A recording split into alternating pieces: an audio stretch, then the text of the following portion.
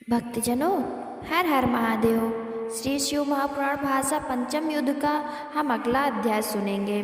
31वां अध्याय। विष्णु सहित देवताओं को शंखचूड़ वध के लिए शिव जी का आश्वासन।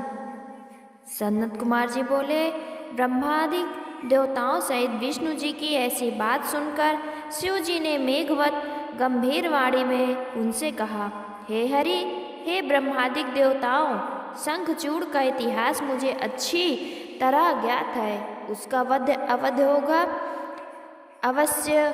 वो पूर्व का सुदामा नामक श्री कृष्ण का परम भक्त एक गोप है। श्री कृष्ण तो मेरी आज्ञा से अब परम रम्य गोलोक में वास करते हैं और वो राधा के श्राप से भारत में राक्षस होकर राज्य कर रहा है। वो देवद्रोही तो है, परंतु धर्म में बड़ा विलक्षण है। परंतु तुम्हें इससे क्या, मेरे शासन में तुम्हें किसी बात की चिंता नहीं करनी चाहिए। भगवान शंकर ऐसा कह ही रहे थे कि उसी समय शिव जी की अनुकूलता के लिए राधिका और पार्षदों के साथ श्री कृष्ण भी वहां आ पहुँचे। शिव जी की आज्ञा से सभी उनके समीप बैठे। फिर श्री कृष्ण ने शिव जी की अनुकूलता के लिए उनकी मनोहारिणी स्तुति की और कहा, हे गौरीश, हम सब आप ही के सनात हैं। मैं जो आप अपने को सर्वोपरि मान कर विहार करता था, उसका फल मुझे मिला। आज मैं अपनी स्त्री सहित शापित हूँ। मेरा श्रेष्ठ पार्षद सुदामा नामक गोप भी राधा के श्राप से दानव योनि में को प्राप्त हुआ। अस्तु, हे परमेश्वर, हम पर प्रसन्न हो, हमारा शापोद्धार कीजिए। हम आपकी शरण हैं, हमारी रक्षा कीजिए। ऐसा कहकर राधिका सहित श्री कृष्ण चुप हो गए। तो शरणागत वत्सल शंकर जी ने प्रसन्न होकर उन्हें संतोष देते हुए कहा, हे गोपीनाथ कृष्ण, भय को त्याग सुखी हो जाइए। ये सब कुछ मुझ अनुग्रहकर्ता का ही किया हुआ है। आगे चलकर तुम्हारा कल्याण होगा। तुम अपने अधिकार पर सावधानी से स्थित रहो। वाराह कल्प में तरुणी राधा के साथ साप भोग कर तुम अपने धाम को प्राप्त होगे। सुदामा गोप दानव योनि को प्राप्त हो इस समय संसार जगत को दुख दे रहा है। इस समय उसका नाम शंखचूड़ है। उसने सब देवताओं को कष्ट देकर बाहर निकाल दिया, जिससे कार्यरत ब्रह्मा और इंद्र मेरी शरण में आए हैं। मैं उनके क्लेशों को अवश्य दूर करूँगा। श्री कृष्ण से ऐसा कहकर शिव जी ने ब्रह्मा और विष्णु जी से कहा कि तुम दोनों देवता भी शीघ्र ही यहाँ से जाओ। देवताओं को समझाओ, मेरा पूर्ण रूप कैलाश पर विराजमान है और मुझ में तथा तुम में कुछ अंतर नहीं है। जो हम दोनों में भेद करेगा वो कष्ट पावेगा। फिर तो राधा सहित श्री कृष्ण तथा विष्णु और ब्रह्मा भी भय रहित तथा आनंद युक्त हो शीघ्र ही अपने अपने स्थान को लौट गए। सब देवता स्तुति करने लगे। शिव जी ने हंसकर कहा कि तुम सब देवता अपने स्थान को जाओ, मैं शंखचूड़ को अवश्य मारूंगा। शंकर जी की इस वाणी से देवताओं ने शंखचूड़ को मरा हुआ समझा। वे प्रसन्न हो अपने स्थान को लौट गए। पंचम युद्ध खंड का 21वां अध्याय समाप्त।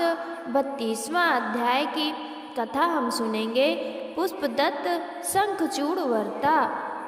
सनत कुमार जी बोले, अब महारुद्र महेश ने गंधर्व राज पुष्पदत्त को अपना दूत बना शंखचूड़ के पास भेजा, जिसका नगर महेंद्र और कुबेर भवन के समीप था।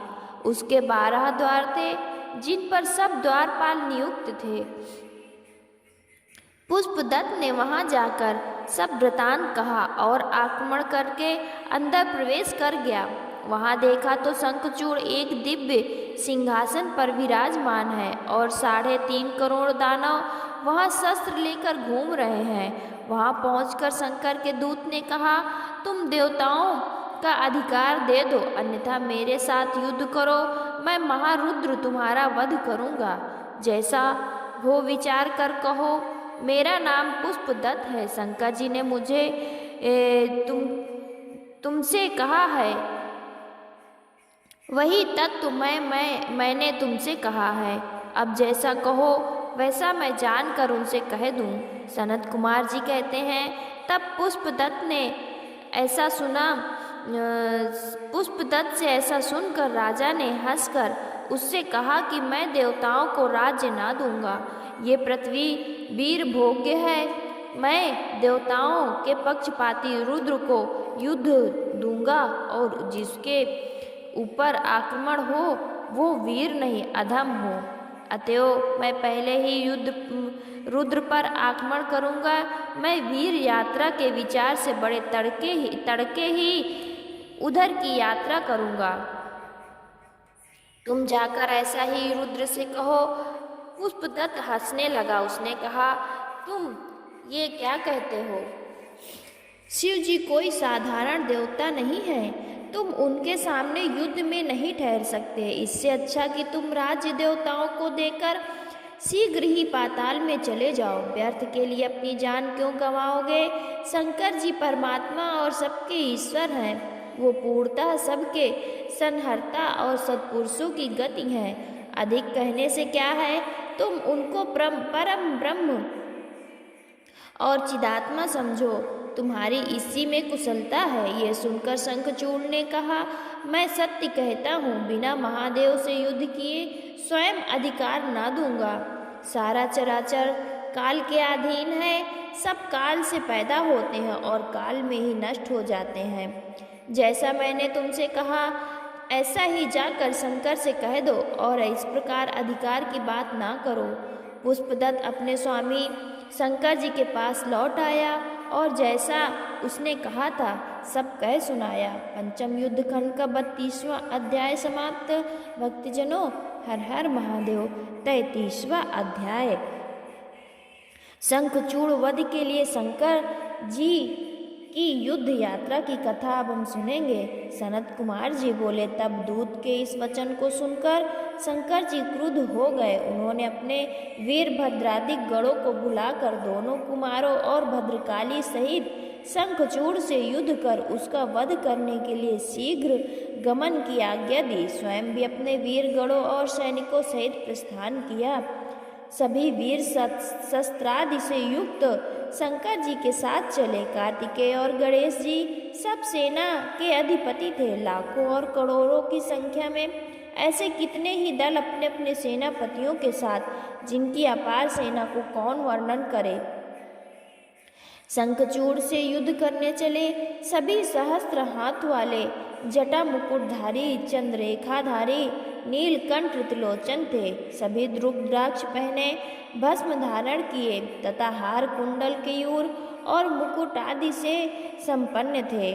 सभी ब्रह्मा और इंद्र के समान अणिमादि गुणों से संपन्न, सूर्य के समान प्रकाशमान और युद्ध विशारद थे। आठों भैरव, आठों वासु, 11 रुद्र और 12 सूर्य, ये सभी बड़ी शीघ्रता से वहाँ शिव जी के साथ आए। अग्नि, चंद्रमा, विश्वकर्मा, अश्विनी कुमार, कुबेर, यम, नैऋति, नल, कुबर, वायु, वरुण, बुध और सभी मांगलिक ग्रह तथा महाबली काम शंकर जी के साथ आए तथा अपने वीर पार्षदों सहित 100 भुजा धारण किए देवी भद्रकाली स्वयं उपस्थित हुई, जिनके विमान में सभी श्रेष्ठ रत्न जड़े थे और जो लाल वस्त्र पहने तथा लाल ही लेपन किए हुई थी। वो नाचती गाती अपने भक्त को अभय और शत्रुओं को भय देती हुई वहां आई, जिनकी जिह्वा 1 योजन तक चलायमान हो रही थी और शंख, चक्र, पद्म और खड़ग, चर्म, धनुष तथा बाण धारण किए हुए थी। उनके हाथ में 1 योजन का गोल खप्पर था और वो आकाश स्पर्शी त्रिशूल तथा 1 योजन की लंबी शक्ति धारण किए थी। इसके अतिरिक्त उनके और भी अस्त्र थे। 3 करोड़ योगिनी और 3 करोड़ विकट डाकनियां उनके साथ थीं। इस प्रकार की अपनी सब सेना को साथ ले शिव जी महाराज शंखचूड़ से युद्ध करने चले। चलते चलते चंद्रभागा नदी के तट पर एक मनोहर बट वृक्ष के नीचे उन शिव जी ने अपना आसन लगाया। पंचम युद्ध का खंड का 33वां अध्याय समाप्त। भक्तजनों, हर हर महादेव, हर हर महादेव।